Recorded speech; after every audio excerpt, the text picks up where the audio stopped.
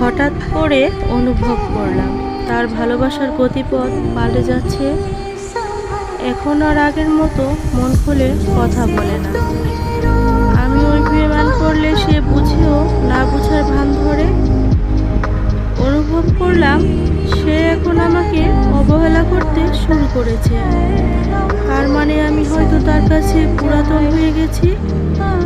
সে হয়তো আর আমাকে ভালোবাসে না। সে হয়তো আমাকে ছেড়ে যাবার বাহানা খুঁজছে।